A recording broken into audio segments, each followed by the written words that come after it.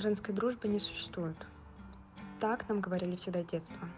Мне даже советовали, не знаю, может быть, остальным так же, что надо иметь подругу, которая страшнее тебя, иначе уведет парня.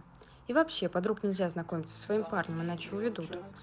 Не знаю, каким образом, но у меня настолько классные подруги, что мне нравится мой выбор парней.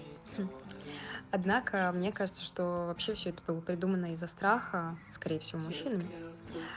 Потому что они знали, что если женщины объединятся, то это будет целая армия.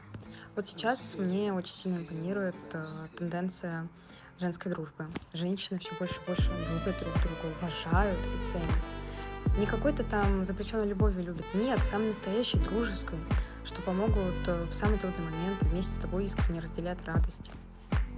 Это же так здорово в наше время. Вообще, каждой женщине, девушке желаю найти именно вот такой вот отряд, который скажет тебе, что вообще-то нам надо сиять.